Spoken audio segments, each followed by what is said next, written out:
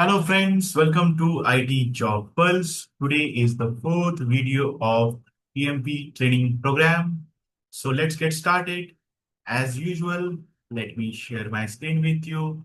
And today's topic is needs assessment, PMP style with a splash of humor. Okay, so this is the thumbnail. You have seen it. Needs assessment, PMP style, some dashboards and reports. Oh my God, there are two systems, right? Because the reports are too much, right? And this is me.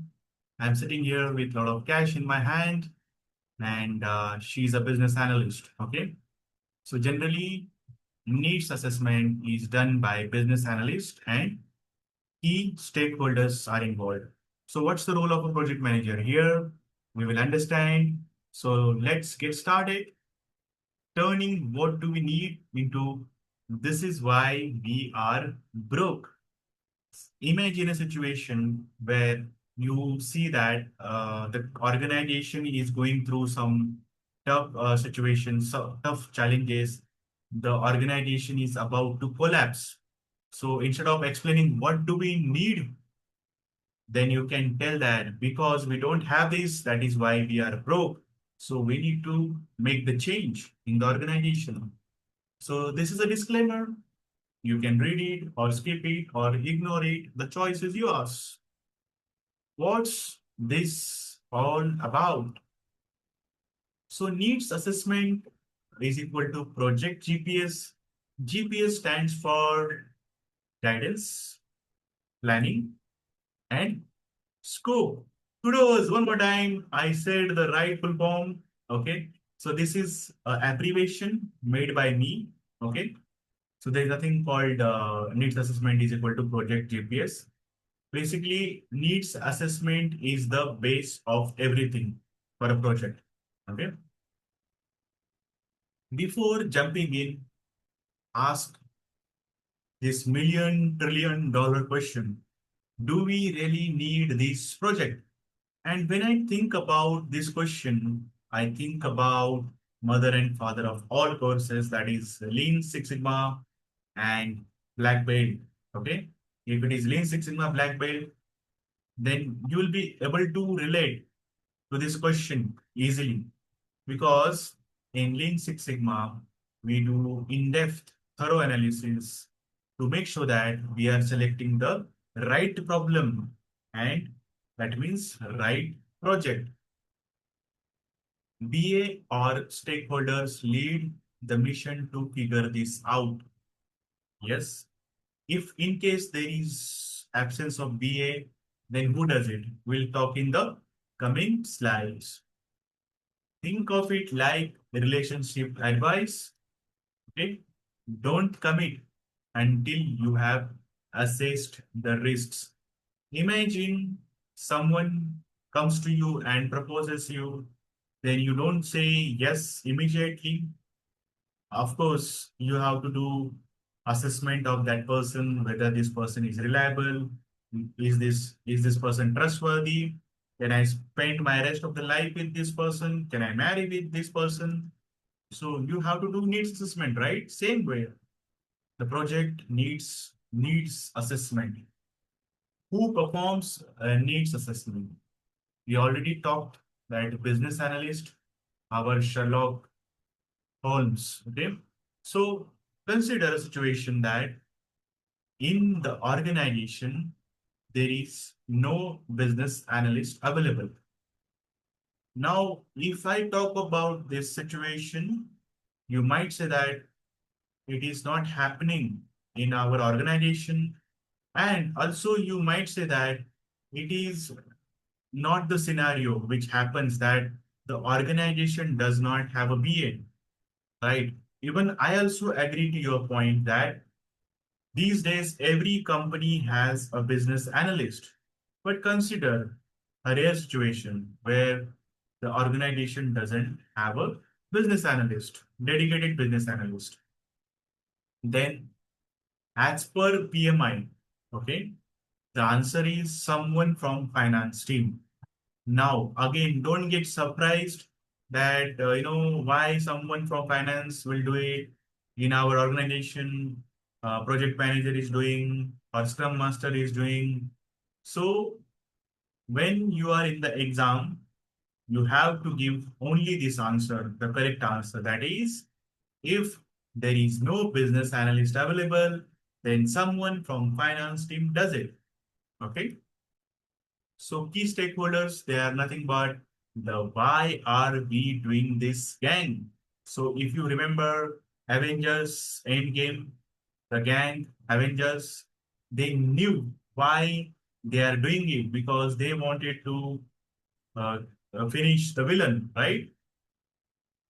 So together they uncover hidden needs like buried treasure. Altogether, there is some problem, there is some challenge, which is like it can be a growth problem or it can be profitability problem. That it can be anything. So they're trying to solve a problem, and it comes with the warning. Side effects may include spreadsheets and coffee addiction. If you remember the first image or the thumbnail, two systems, because there are too many reports, right?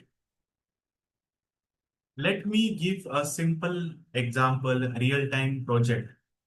So before 10 years, it's example of a BFSI sector, banking, finance, and investment sector. Okay. So HDFC was the first bank to launch online disbursement. So what is the meaning of disbursement? Disbursement is nothing but the amount gets credited into your bank account from the bank. Okay. So it's basically about the loan, personal loan to be more precise. So HDFC saw the problem that they are wasting a lot of time in field visits. Field visits is nothing but the executive is going to the customer's house, coming back to office, submitting documents, and still this is happening in today's world also. But if you check nowadays, there are so many applications available where you give your data, you give your information, and you receive funds in your bank account.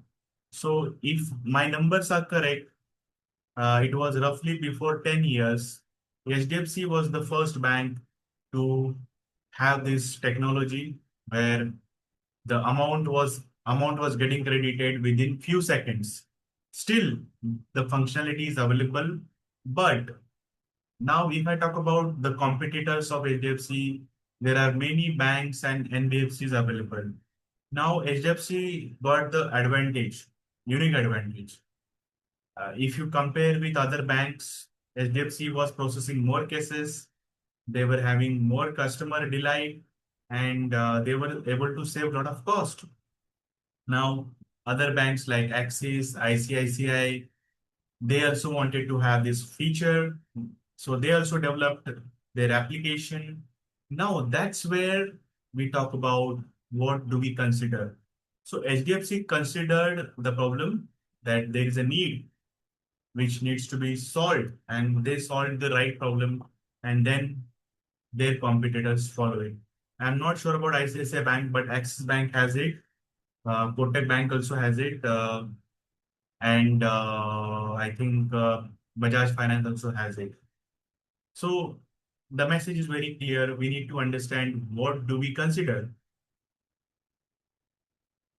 Needs assessment is equal to recipe for project sanity. If you do it very well, then your project will be managed efficiently. It is as simple as that. Main ingredients, okay? EEF, enterprise environmental factors like internal drama and external chaos. So generally, project manager don't do this analysis, okay? But as a project manager, you should be well versed. You should be aware about this documentation because how would you manage the project then? So enterprise Environmental factors, internal drama and external chaos. So if I talk about internal drama, it's just not the drama. It's kind of a tsunami because people have a resistance to change. They don't want to change, right? So next is OPA, organizational process assets. These are nothing but the rules, rituals, and ancient scrolls. So like this document will have whatever previous projects are completed related to that documents will be available, and also learnings learned from the previous projects. So these all things will be there, and it will also have like procedures, policies, documents, templates. Okay, and of course, which I mentioned, that is lessons learned from all the previous historical projects completed. Right? Yeah, I was reading from my notes. External risk factors enter the acronyms. That is nothing but it is these risk factors. These risk factors are called as like prompt list, and the list is PESTLE. That is nothing but I'll talk about the full form is nothing but political, economic, social, technological, legal, and environmental. Okay. So these are the factors, external risk they consider. So imagine a simple situation. Let's consider the politics example. Like every country has some political laws, and there are rules. Even if you go to state to state, the rules are different, right? Political rules, government rules, even for that matter, in the same city also there are different rules depending upon the politics. So just one example I have given, but like if we have to get to, I will definitely cover in coming videos in depth because otherwise the video will be very long. Then next is TICOP, that is technical, environmental, commercial or cost, you can call it, operational, and one more time here it's coming, political, VUCA. Okay. Uh, it's volatility and its friends. Okay. So volatility and its friends are nothing but uncertainty, complexity, and ambiguity. So the best example for uncertainty is you can give it from recent times. The entire world has gone through a big trauma. That is nothing but COVID, right? It was uncertainty. SWOT analysis. My favorite: strengths, weaknesses, opportunities, and threats. Okay. So we'll cover in coming videos, but these are the main ingredients of needs assessment which is performed. Then the business case. Why are we doing this again? Right? BA builds the case using. So the business case is about, like, you can call it another name. It's like, why are we doing this again? Then NPV, that is net present value, money now compared to later. Okay. IRR is nothing but the internal rate of return. Sounds fancy, equals to Gates approval. So if that is in place, then if there is no IRR, then it cannot be considered. Okay. ROI, return on investment. Okay. Then payback period, how soon can we afford coffee again? So like, if we are investing some money in the project, then like it's about affordability as well, right? Future planning, goal. Prove this project is Prove this project is not just another wild idea. So that's what we have to choose the right goal, and we have to choose the right project, and we have to choose the right problem. It can't just be an idea, a crazy idea. Okay, it has to be supported with right validations, documentations, research. Okay, the benefits management plan, very crucial. Now we have analyzed the problem, but if there are no benefits, then why will we run a project? Very simple, right? Why do you build your own house? Building your own house is also a project because we want to have our own shelter. We want to have our own house. That's the most important benefit. Short term versus long term. It's like dating versus marriage. So short term is quick wins, bonus points, right? Like again, we'll go back to the example of making your own home, building your own home. So the short term win is like you get into your own house, right? You're owning it. You are not staying anymore in the rented house. That's the quick win you have. Long term benefits, sustainable impact, hello legacy, right? So long term impact is like for the rest of your life, you don't have to pay rent. That's the crucial factor. And there is no discussion with the owner because you are the owner of the house, right? So again, if you go back to the HDFC Bank example, short-term quick win was a lot of business, customer delight. Long-term benefit was the entire cost of field work was reduced, right? And a lot of automation happened. It tracks if what we thought we would get, we are actually getting. So it's nothing but it's a tracking, like whatever we thought, are we going with that, or it is going into the different direction, and if we are getting it actually. That's why the benefits management plan is important. So note, PMs use this to prove their worth in meetings. So yes, uh, now as a PM, I said you should understand, even if you don't do all these things, okay, in some cases you'll be doing it also, okay, uh, but this is really important for a PM to understand. What about agile? We have talked about waterfall, okay, now let's talk about agile. In agile, needs assessment is ongoing. When I say ongoing, that means not everything ongoing.